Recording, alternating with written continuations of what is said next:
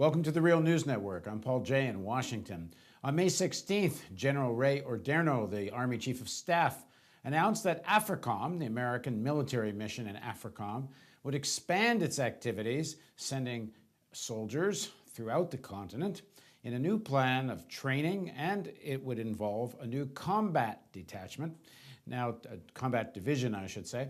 Now joining us to talk about this is Maurice Carney. He's the executive director and co-founder of Friends of the Congo, based in Washington, D.C. Thanks for joining us, Maurice.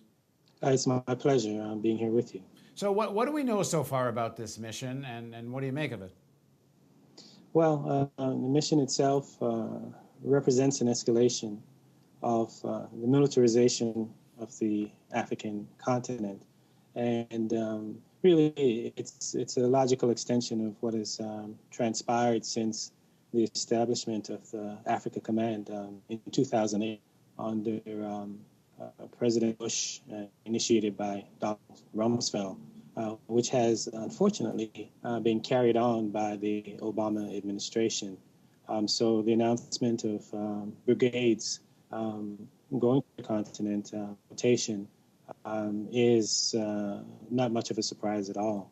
I must add quickly that although the United States has continued to push Africom, it has been roundly rejected by African leaders. An initial aim of Africom was to establish a base presence on the African continent. And because of the vicious or intense pushback on the part of African leaders, President Bush had to backtrack on that aim. But nonetheless, we still see the push for Africom to have a large footprint on the African continent. And where is Africom operating now? Where is its main base of activities, and where else is it operating? Its headquarters right now is in Stuttgart, Germany. However, it operates throughout the continent. When Africom was first launched, headed up by Skip Ward, an African American, we were told that Africom would be primarily concerned with humanitarian issues, digging wells and training and providing support in disaster areas. But we quickly saw with the NATO onslaught in Libya that was led by the Africa Command. And so we see that the guise of the U.S. militarization of the African continent under humanitarianism is nothing but that, a shibboleth, let's say. What we are clear about and understand that the driving push, for Africom is for the United States to protect its strategic and economic interests on the African continent, especially in the face of competition for access to natural resources that the United States in particular and the West in general is getting from China's expansion on the African continent, the economic ties that the Chinese are establishing. The press reports of Africom and the reason suggested is this has to do with Al-Qaeda type organizations operating in various countries. I mean, how real is that issue? There are terrorist groups operating, in Somalia and the Maghreb, the Sahara, Northwest Africa. But I think it's overblown because it's if we look at where Africom is and where it's operating, it's not solely in areas where we see some presence of terrorist groups. I'll give you an example in the Central African region. For example, there are no terrorist groups we're aware of anyways, in Rwanda.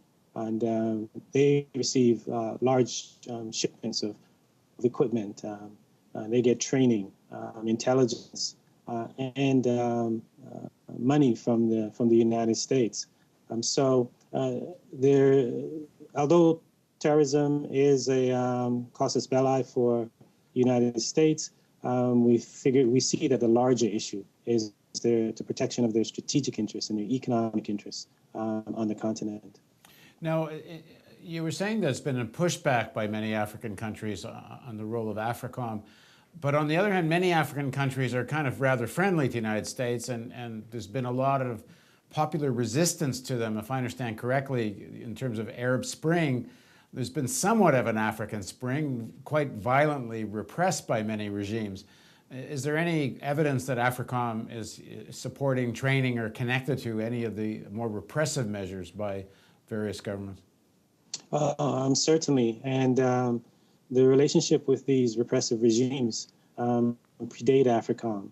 You really have to go back to the early 1990s when the U.S. had its military presence in Somalia. You had the Black Hawk case that everybody remembers.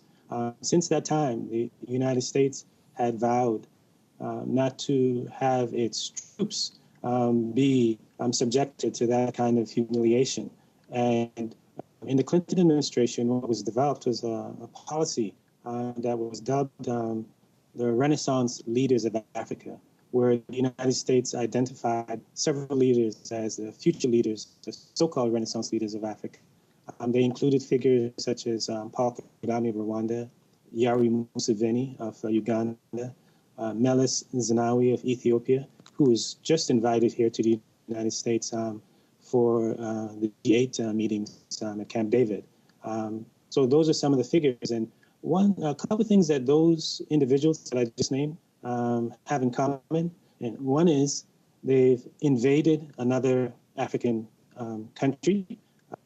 And two, they have the blood of millions of Africans on their hands, whether it's through the invasions or through the repressive measures that they impose on their own people. So we find the United States dating back to the Clinton administration, through the Bush administration, and now in the Obama administration, in bed with some of the most repressive, vicious dictators that we see on the African continent, who have been in power for decades, as in the case of Yoweri Museveni of Uganda, who's been in power since 1986. And Africom recently sent 100 troops or so to Uganda. Did they not, in other words, winding up supporting the Ugandan military?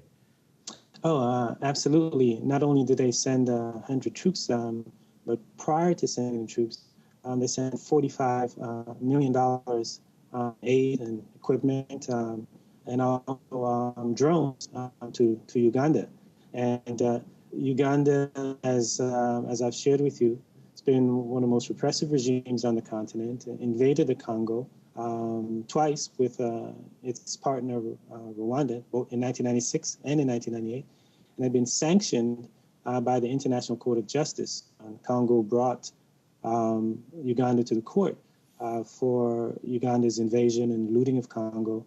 International Court of Justice said Congo is entitled to $10 billion in reparations.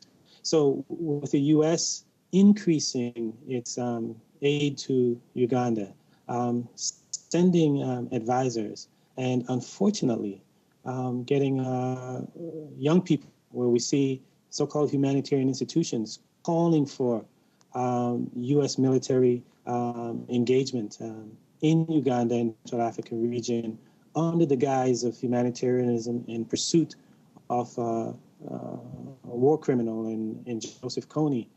We think that's one of the most unfortunate occurrences that we've seen so far this year and in recent times, where basically you have 13-year-olds clamoring for the U.S. military to have a presence on the African continent, particularly in support of a known dictator, an authoritarian figure. So that raises tremendous concerns for us because it provides yet another cover for the United States to increase its militarization of the African continent, and in this case, Central and East Africa. Right. Now, you were talking about China and the contention with China over the resources of Africa, but China doesn't have any troops to speak of, do they, in Africa? So what good does Africom do the United States in terms of this competition with China? Well, I mean, China's presence is primarily represented by its economic heft. That is to say, its ability to invest in large projects in a way that the United States and European nations just cannot compete. We take the Congo, for example. China looked to invest $9 billion in the Congo in a mineral for infrastructure swap, where Chinese provide roads and rail and hospitals and schools in exchange for Congo's copper and cobalt. And in that scenario, we saw the West pull out the arsenals at its disposal to challenge China. Because they cannot compete on the economic level, they use their multilateral institutions. And in the case of the Congo, they use the International Monetary Fund, and International Monetary Fund, which funds the Congolese government, call for the deal to be renegotiated.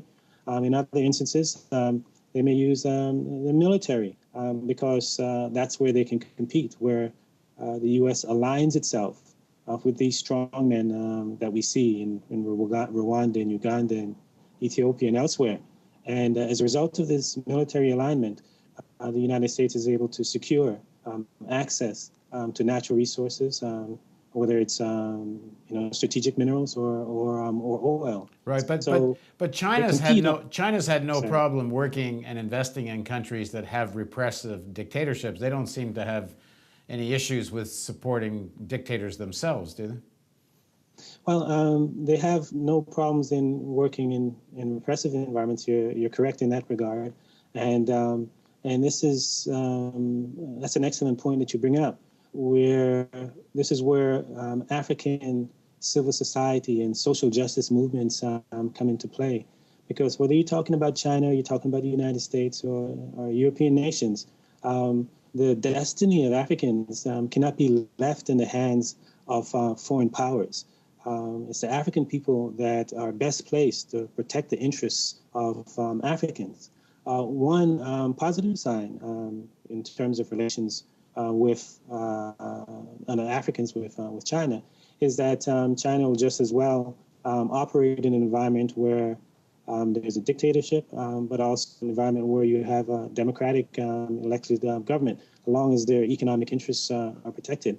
And we haven't seen any indication where Chinese would look to go in and overturn a government or back a coup in order to protect its economic interests, which is to the contrary. We see, whether it's with the United States, the European nations, they will certainly go in to try and change the political equation so that it works in their benefit. All right, thanks very much for joining us, Maurice. Thank you. And thank you for joining us on the Real News Network.